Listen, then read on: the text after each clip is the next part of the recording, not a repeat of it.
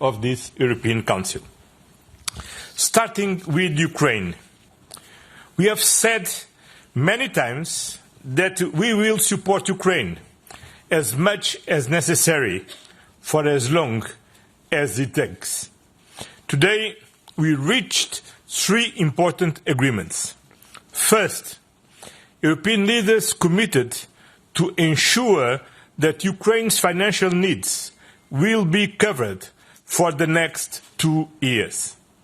We have asked the Commission to put forward options as soon as possible, so that Ukraine has the resources it needs to continue defending itself and fight for a just and lasting peace in 2026 and 2027 if it's necessary.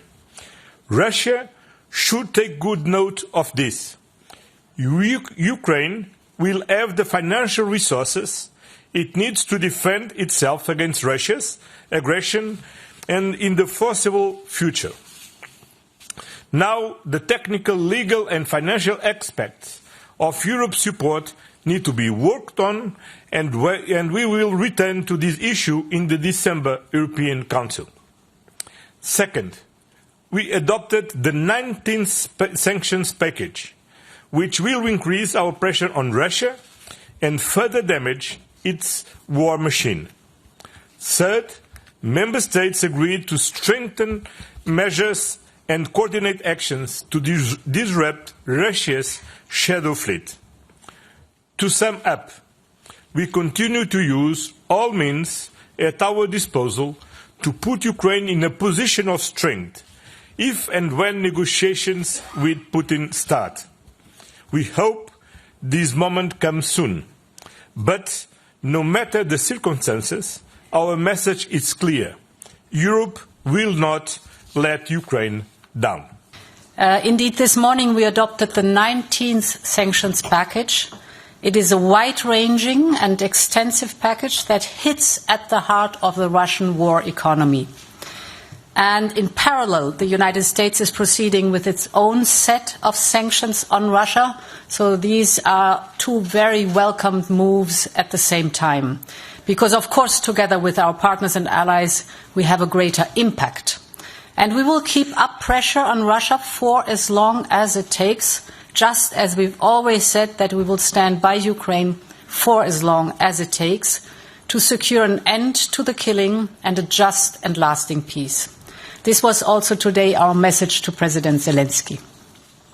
We had a good discussion on the reparations loan to be financed with the immobilized Russian assets, and it allowed us to identify points we still need to clarify, and then indeed we will come back with the different options that we will develop. Let me underline again, we will always respect European and international law while we are taking this work forward that we've just described. Now, indeed, our second topic was defense. And we had a very positive discussion today on the roadmap of readiness for Readiness 2030.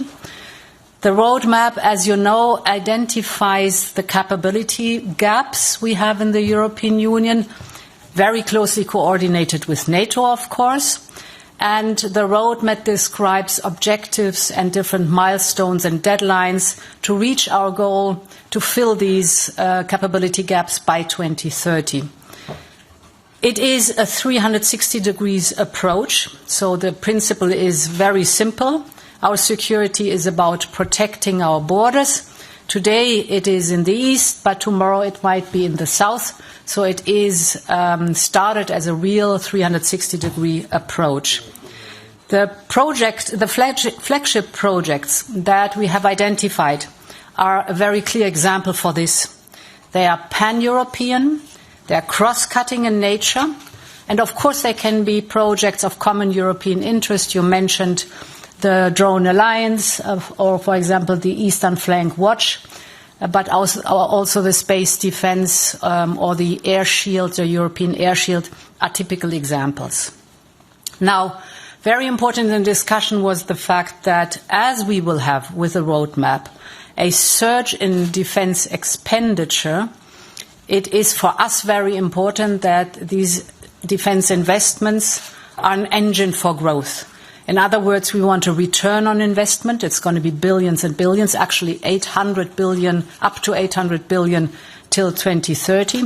And we want a very clear return on investment by creating jobs here in the European Union and having research and development here in the European Union.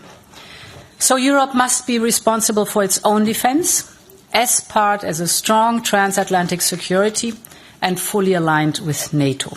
Than expected. So a question for Madam President is, what is the biggest obstacle in your view? How are you going to overcome it? And what is the timeline? Because you allude to December. Is that a deadline for you? This question of the reparation loan should not go into 2026. And then for President Costa, you've always said a veto is not a right, it's a responsibility. So how are you going to bring in the Belgian Prime Minister on board, given that today he seems to have played it pretty tough? Thank you so much. Yeah, indeed. If you look at the conclusions, they have strong language on our commitment to address Ukraine's needs, including the defense and security needs. So very clear commitment of the European Council what that is concerned. And there's the invitation to the Commission to come with options. This is a topic that is certainly not trivial. It's very complex. And therefore we discussed it, but it was also very clear that there are points to be clarified and to have a deep dive and to work more on them. So in other words, we agreed on the what, that is the reparations loan, and we have to work on the how we make it possible, what is the best option to move forward. First, nobody veto nothing today. We will discuss and we will take the most important political decision to ensure full financial support to Ukraine to address their financial needs in 2026 and 2027. Different leaders raised technical issues that we need to address. And that's why we invited the Commission to continue to work and to address these technical issues and to come again to the European Council next December to take a final decision. And I can add that during our working dinner with the President of the ECB and with the President of the Eurogroup, we also debated with them these issues. And their messages are very clear.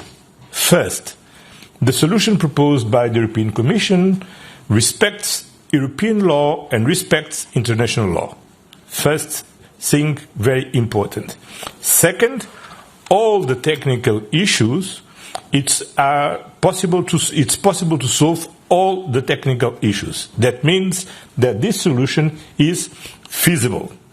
And first and last, the President of the Eurogroup said inclusively that this is the best solution to address and to implement our political decision to ensure full financial support to Ukraine for 2026 and 2027. And this political decision is the most important message to Russia. That means that Ukraine will have the means that they need to continue to fight for a just and lasting peace, for defend themselves for Russia aggression, and Ukraine can continue to count on the European Union to support Ukraine. They are not European fatigue. We are ready to continue to work to support Ukraine. Thank you. Mark Peperkorn. Mark Beberkorn, Volkskrant. I want to follow up on this, especially on the how of the reparations loan. When I read the conclusions about the options, I thought this is remarkable. So therefore my first question for both presidents, is there another credible, substantial option to help Ukraine financially apart from using the frozen assets? That's one. Or two, did I misunderstand the conclusions? And do you mean with options only, yes, we will use these assets, but the option is in what way? Thanks. I think it was very clear in the discussion that if you look at options, it is as at options how to use the immobilized assets. Potentially, there are always other options than using the immobilized assets. Therefore, the clear commitment of the European Council to cover the financial needs in the next 2 years, very clearly including the defense and security needs of Ukraine, is the first statement that always has to be there. Then the focus is on the immobilized assets, and here to look at different options. Indeed, I can only underline that the President of the European Central Bank and the President of the Eurogroup both were very clear that they said these are elements to be addressed, but they can be addressed. This was very clear in both their statements. And I think for us also is very important to send the message we are in for long haul. No matter what, we are in for long haul. As a politician, I know that there are always an alternative. This is what is about politics. And the politics decision is about to take the best decision. And for this, we need to compare pros and cons. And I think the Commission found a very clever, innovative solution.